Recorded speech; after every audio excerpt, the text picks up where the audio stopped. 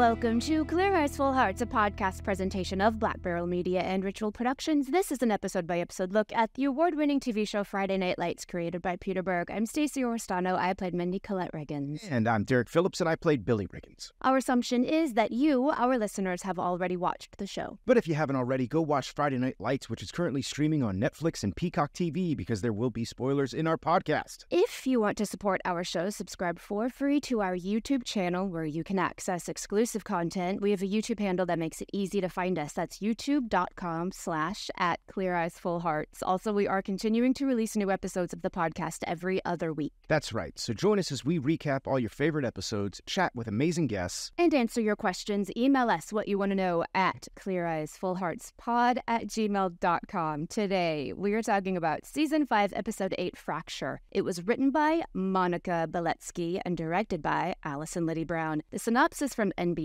reads, Coach Taylor worries the team is falling apart when Vince creates tension with his teammates and Tammy is concerned for one of her students. There's a ton to unpack in this episode, but before we get into it, we're going to answer some fan questions.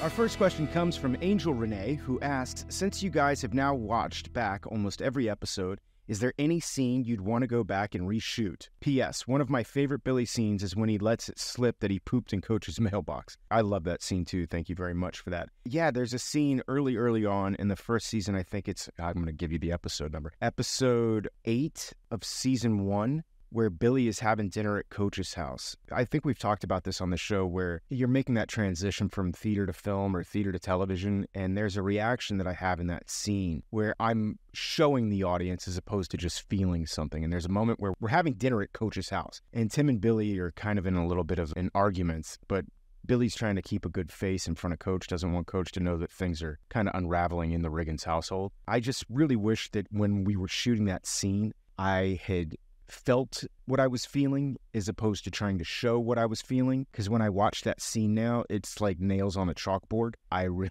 hate watching it because of my reactions in it. And the reality is I don't think I changed anything because I had to learn. You know, I had to experience that in real time to realize, oh, that's not how you do it. I think there's also a moment early on in the show in episode 7 of the first season where I look at the camera. You spike the lens. And I notice it every time. You do?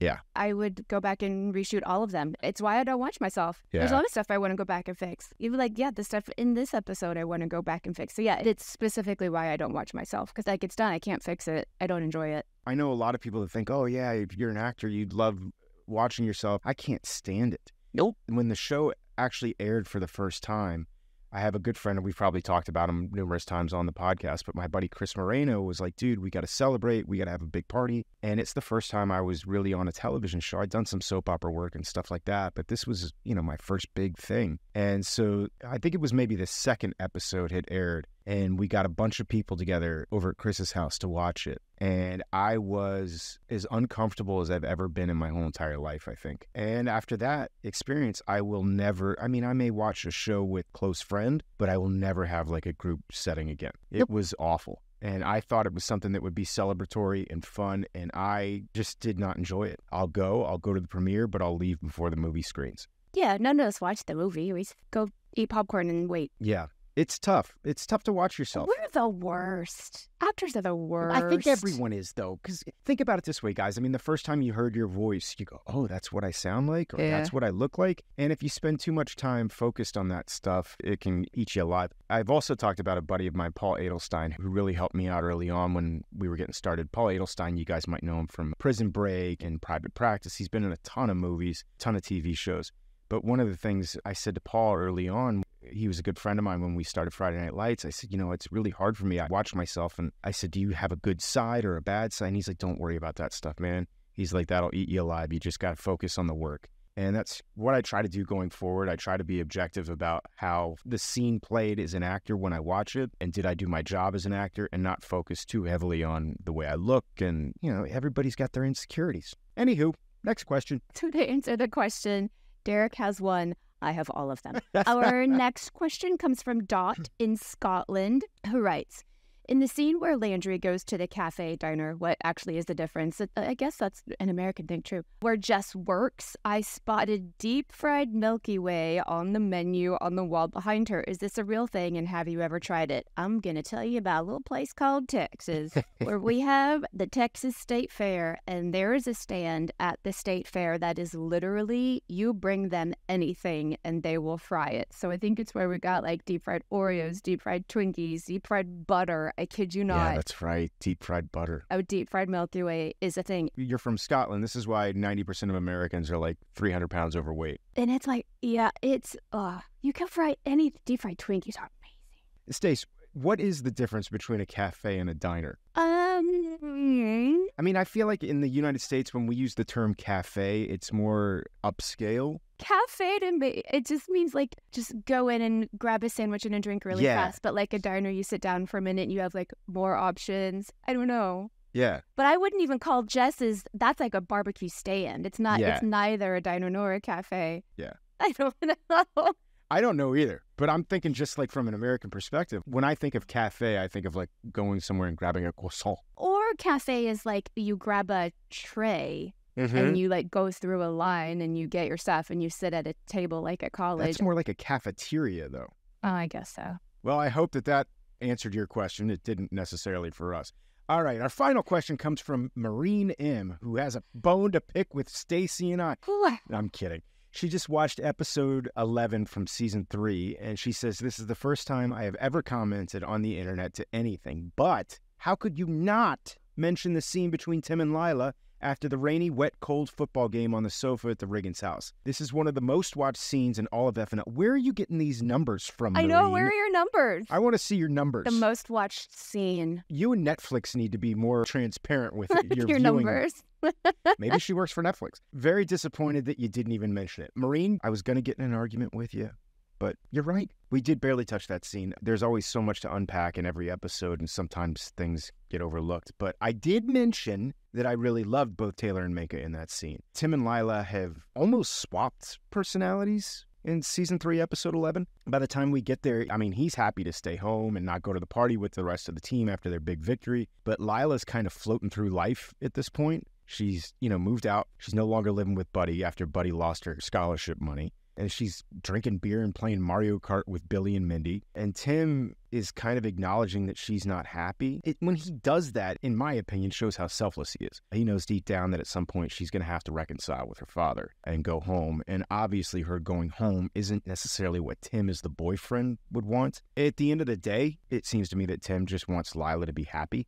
I'd say the biggest thing, Stacey, that we skipped over is the fact that it's the first time that Tim tells Lila he loves her. And even though Lila reciprocates it verbally, there's this feeling that I had that she's still only halfway there. And that this whole relationship might just be like a rebellious phase that she's going through. Relationships are hard, Stace. And I feel like these two are like two elevators that never seem to be going in the right direction. Occasionally they meet for a moment on the same floor, but they can never be in sync together. Hopefully, Marine, that helps. We would like to know what other scenes we didn't talk about that we should talk about. I'm more impressed that this is the first time you've ever commented on the internet. Yeah, that's pretty impressive. Like, honestly impressive, because I can't stop myself from commenting on the internet, and I need help.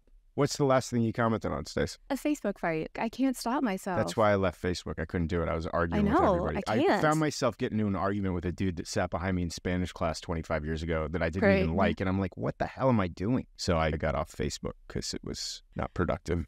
It's not productive at all. Listen, tell us what other scenes we didn't talk about when we will talk about them now. But that's a good point, Marine. Thank you so much, because that means you're listening to our podcast. So thank you so much for listening to the podcast. We're not perfect. We're going to screw up here. We're not going to be able to tackle everything. That's okay. But send us a note, and hopefully we'll cover it. Thank you guys so much for the questions. This is so beneficial to us. We love hearing from you. Please keep them coming. Stace, ready to start the rest of this episode rewatch? Yeah, Dean. All right, let's do it.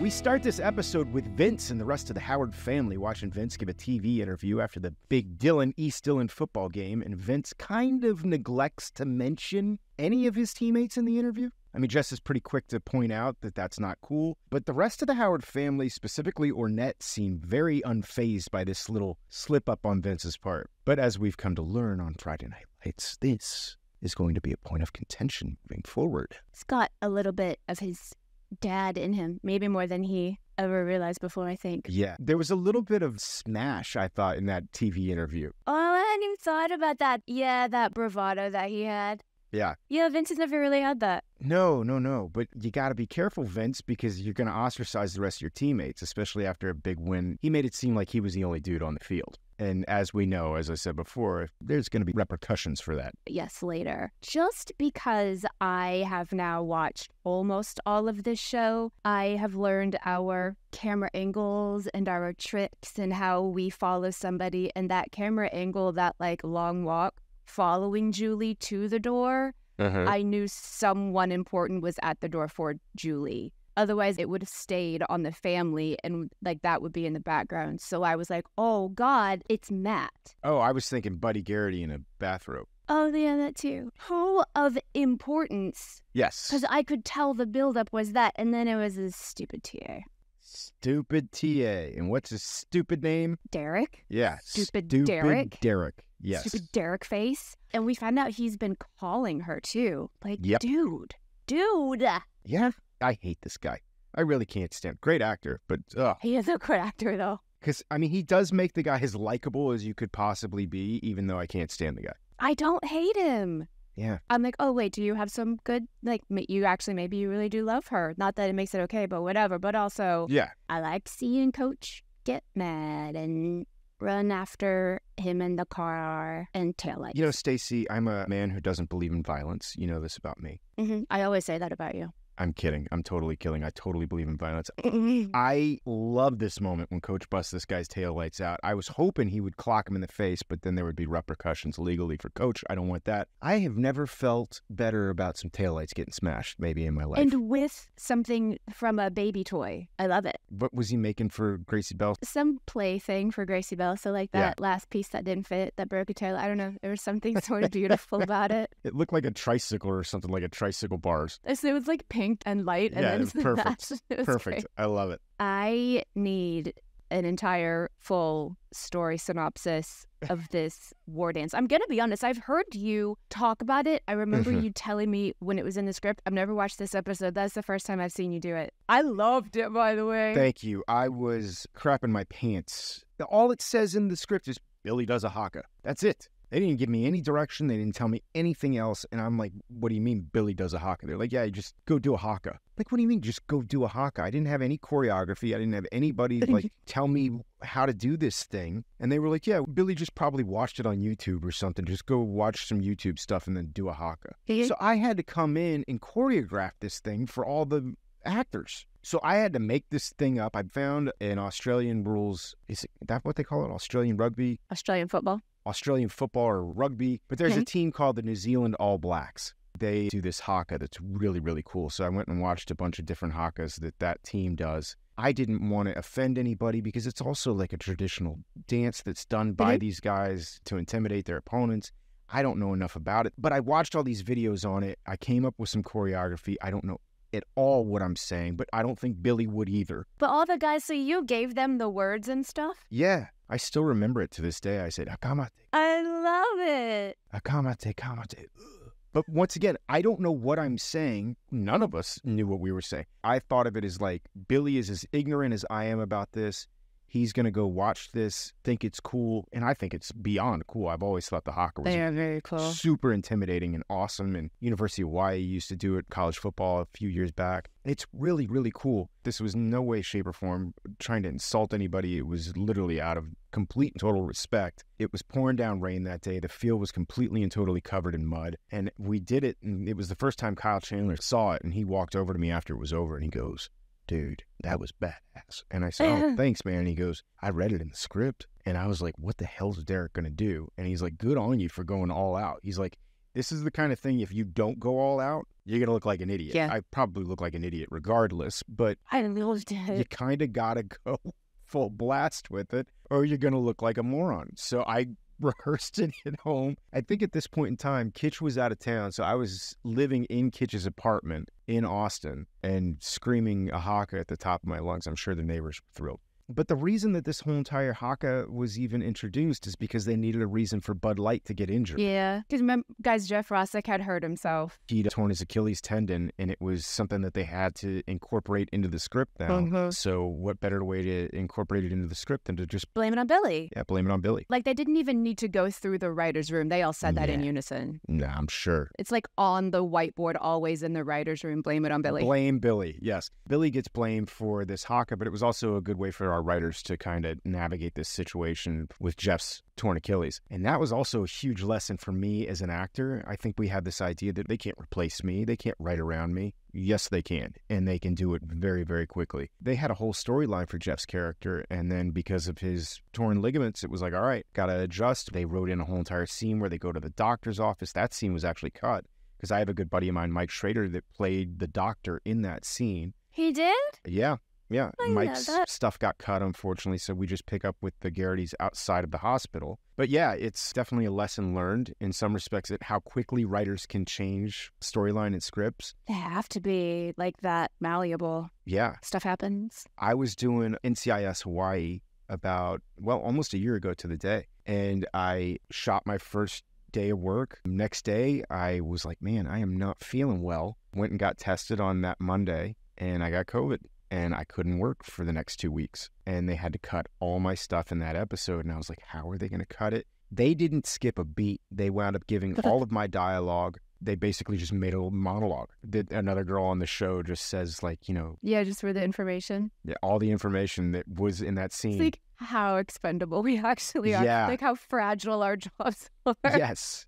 So it was a good lesson learned, a good lesson anytime that you're on a show, that how quickly they can write you out. The minute you start asking for more money, they're like, oh, okay, see you later. When I'm under contract, I do less stupid things. I fall and get hurt a lot. So I'm like, no, I probably shouldn't go snowboarding until after I'm done with this because I'll get hurt. That used to drive Nan Bernstein crazy because Taylor Kitsch, Kyle Chandler, and I all had motorcycles. I remember one day we were leaving set and she came running because Taylor and I were both on our bikes. And she came running out and she said, no motorcycles, get off that motorcycle. And we're revving it as loud as we could, basically, to just quiet Nan down. We have to get home from here, so probably motorcycle. Yes. That's going to happen. I mean, she makes a good point. If either one of us go down, it's a massive problem for production, But poor Nan Bernstein, her job was like herding cats.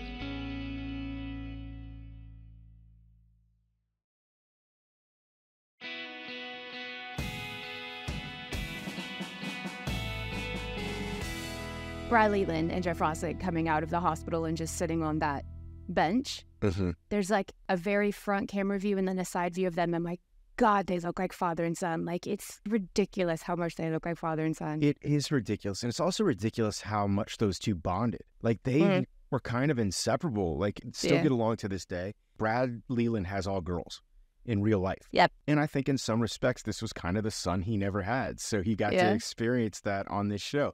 Just the same way that Stacey and I got to have our child on the show, and that's probably as close to us having children as it's ever going to happen. And I'm done. Thanks. To this day, Stace, I don't know if you know this, but to this day, there's a picture of you and I with the two kids that played our child. Mm-hmm. There's a picture of you and I in the Riggins house sitting there holding the kids, and my mom has that picture on the refrigerator like a family photo. Oh, bless her. Does she want our wedding picture, too? She can have that, too. She can have it. She can have that's it. Brilliant. But it is a great picture of Stacey and I holding our two babies, or our one baby, but, the doubles. They doubled each other. The two Hannibals. Yeah, the two Hannibal. Okay, this TA, God, he's invasive, man. Uh-huh. He comes to Tammy's office, and he says he quit his job, and he wants to help, and he wants Julie to get back to school. I'm finding myself believing him and trusting him.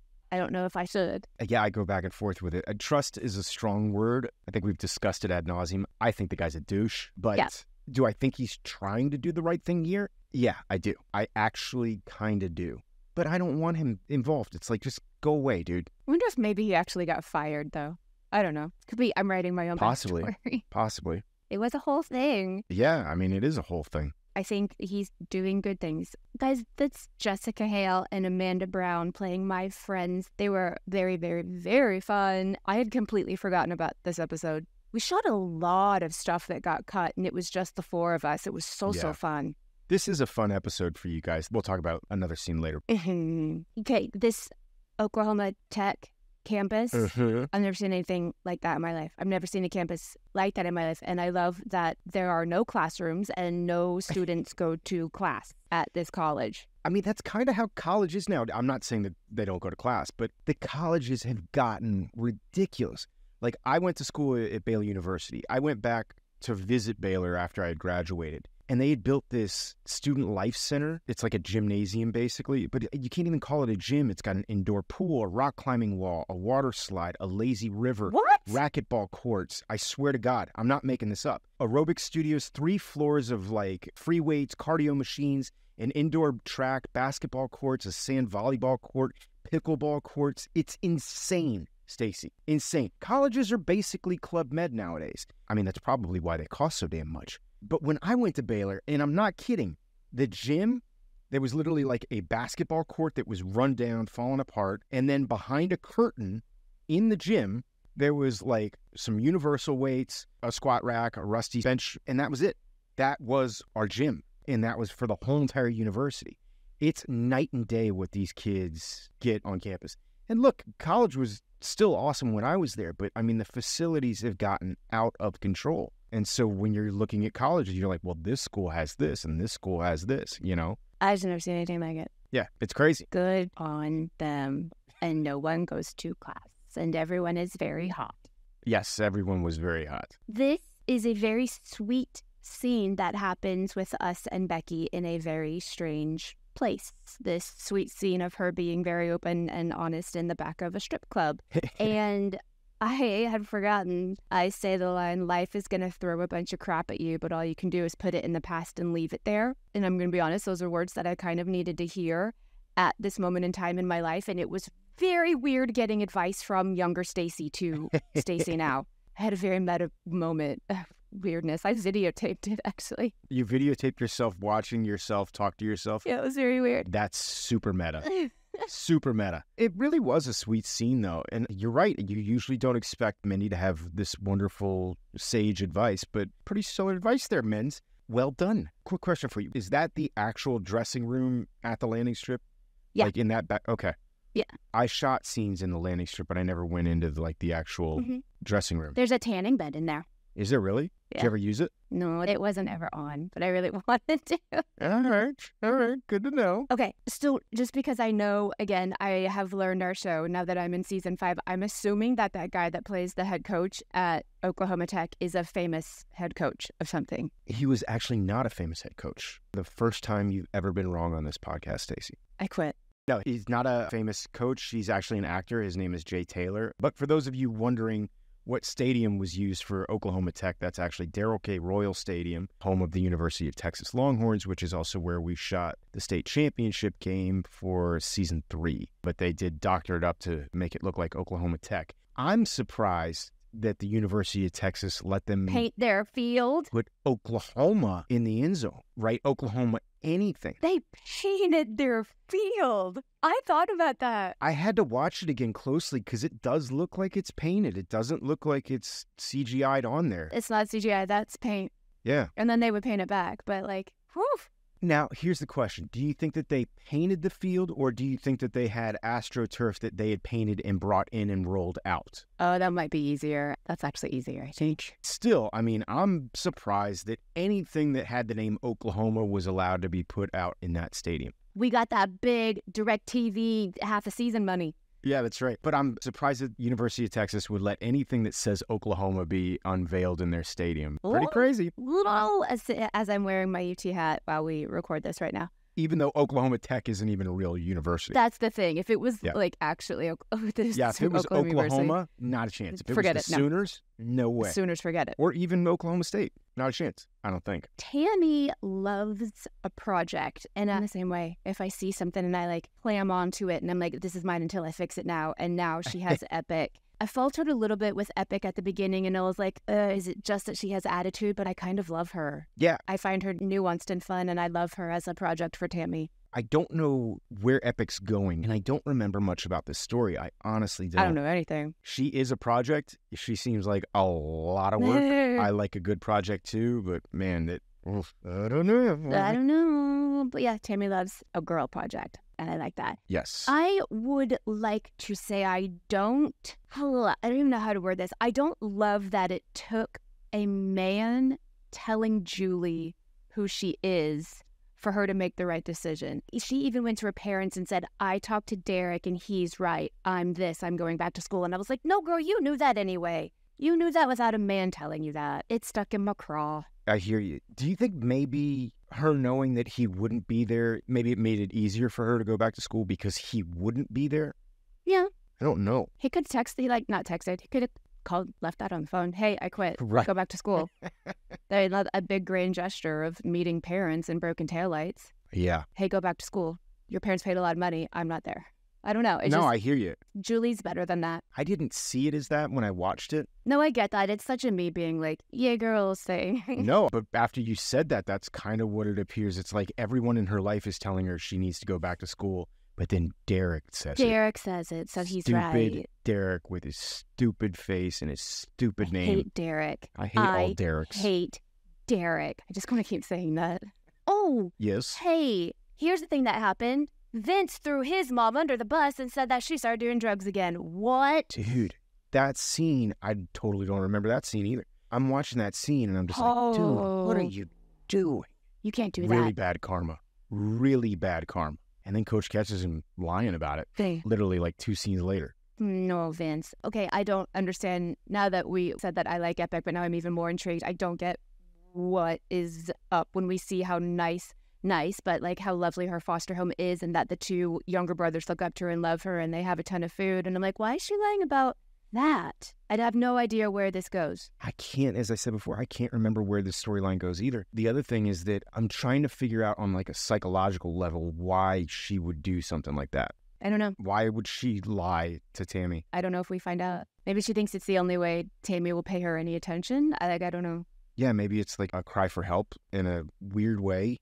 I don't know. I have no idea. I don't get it. Because she does seem to have a lovely home, so I don't understand the storyline anymore. She has a lovely home now, but as her foster parents said, like she came from, both of her parents died of AIDS, I think she said. So she's had a really, really rough upbringing. And God only knows what that can do to a kid, Yeah, I hope that we delve further into it. I know we don't have many episodes left, but I don't know what happens. And I hope that we do get into some part of that, of the psyche of it. I don't know. I know that we go a little bit further, but I don't know that there's ever complete and total resolution for Epic's storyline. Like a lot of things on Friday Night Lights. That makes sense. It starts and then it just, Yeah, you get what you get. That is my very good buddy, Paul Taylor, that plays the host of the beauty pageant. We have done so many plays and musicals together, and getting to be together on set that day was very fun. He actually played Pinhead in the Scary Movie. Oh, in the movie Scary Movie? No, I don't know which Pinhead movie. There are a couple of them. Hellraiser? I think it's like 5 guys. Yeah, he was Pinhead in one of the Hellraisers. Oh, that's cool. The latest one. That's very cool. Yeah. Here's a question for you, Stacey. When Madison's character doesn't actually wind up winning, how much of that was improv and how much of that was scripted?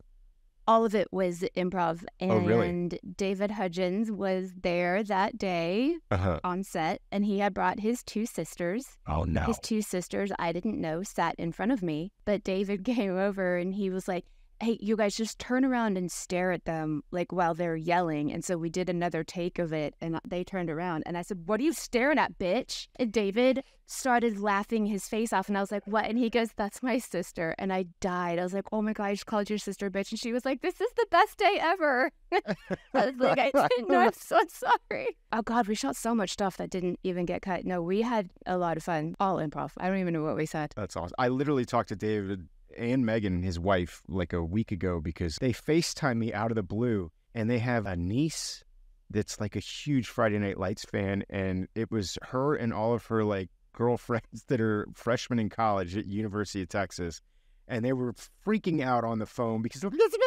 was just a lot of loud screaming from 18-year-old girls. I felt really cool. I was about to say, have you ever felt cooler? Probably not. I could not understand a word that they were saying because it was just all high-pitched screaming. And there were like 6 of them on the phone, and Megan was just laughing hysterically, David's wife. And then David poked his head in there and was like, ah.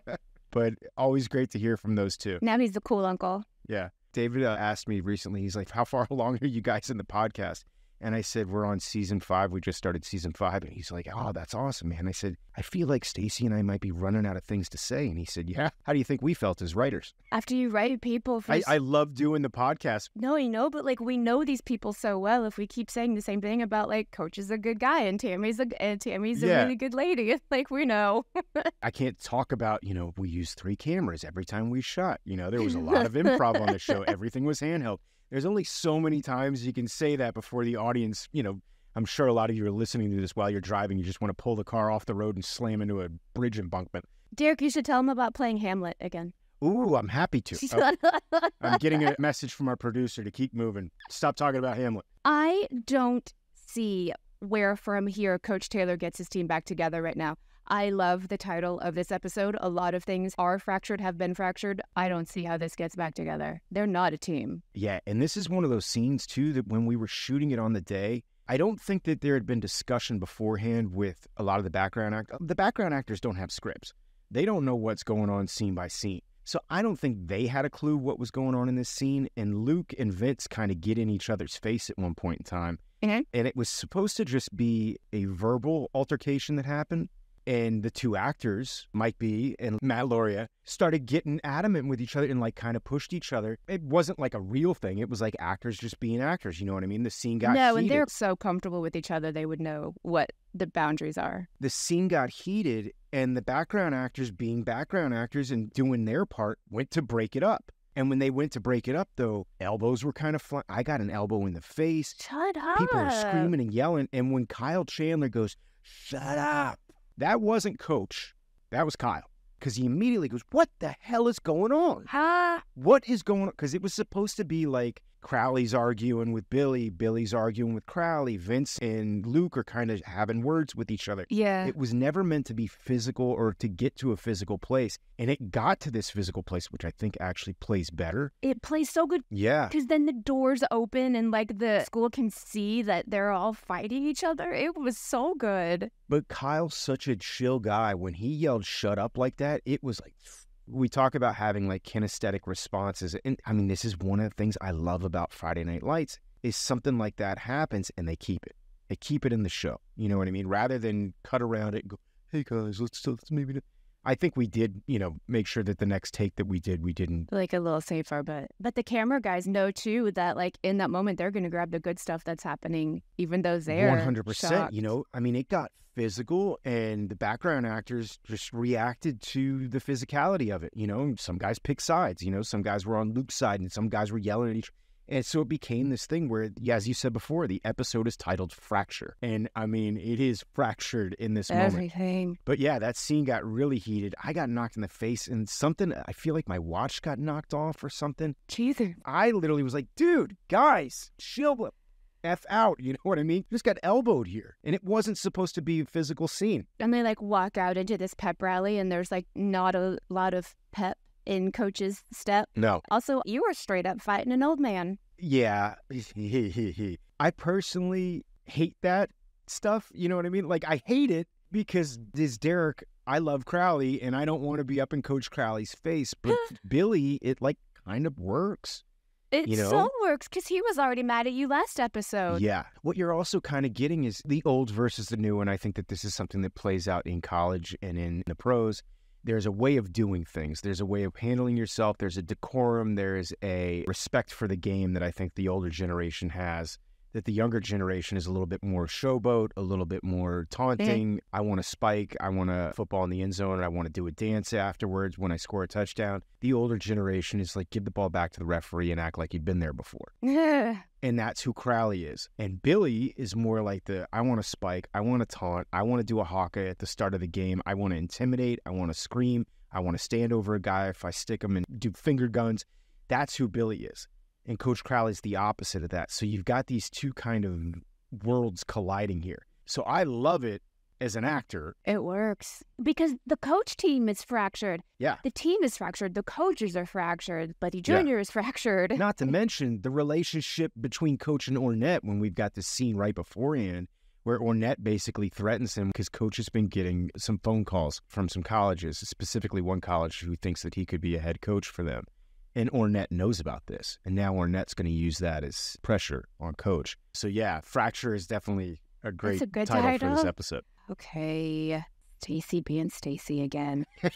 I get it. I get where I was supposed to go, that she turns the car around the minute Derek says, I was doing it for the second one for you to come back to me. And all of a sudden we see her pull a Yui and she turns the car around and we know she's not going to school. We see her drive up and knock on a door, and I know we're supposed to think she's going to Derek's, but man, I saw Zach Gilford's name at the guest show credits, and I knew she was going to Matt's. And I just wish we could have kept it a secret. I wish we could have put Zach's credit at the end of the show, and I know there's like SAG rules and stuff, but man, I hated that I knew it.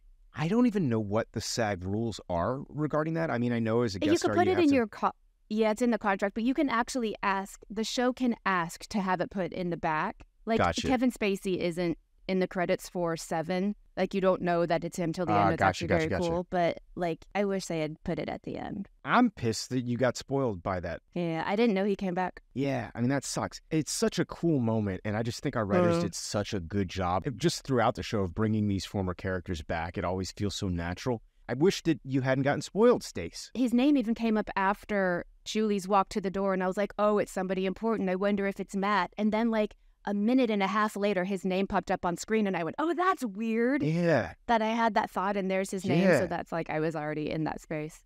Man. That sucks. Man, my stupid reading. When Julie made that U-turn, though, I was praying that it wasn't to see stupid Derek. I'd actually forgotten that this is when she goes to see Matt. She still is not going to school, but okay. So she's on sabbatical. As I said before, I love the way that our writers have kind of brought these older characters back, these characters that we've come to love, because it's very natural and it feels like, don't you remember being in high school and there was like an upperclassman who had graduated and then randomly it's like one day in August and there he is. It's like he just shows up and he's at school and it's like, dude, so-and-so's back in town. It was always so fun for me as a high school kid when some random guy who was in college just happened to be in town for a weekend or whatever else. And that's kind of how the show does it. Like, they're not there forever. They come back for a moment and then they're back to their lives. I don't know what happens with them, but I was very happy to see his face. There will be more characters coming. Yeah, okay. Are we done here, Stace? Oh, we're done. That's it for Season 5, Episode 8. But join us next time for Season 5, Episode 9, entitled Gut Check. But until then, clear eyes. Full hearts. Can't lose.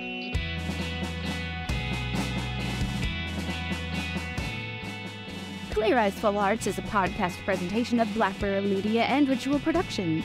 Executive producers are Stacey Restano and Derek Phillips, Chris and Mindy Wimmer for Black Barrel Media, and Steve Walters for Ritual Productions. Our producer is Miranda Parham. Send your questions to cleareyesfullheartspod@gmail.com. And follow us on social media. I'm on Instagram at Stacey Restano. And I'm also on Instagram at _Derek Phillips. Check us out on YouTube and blackbarrelmedia.com. Thanks so much for listening, and we'll see you next episode.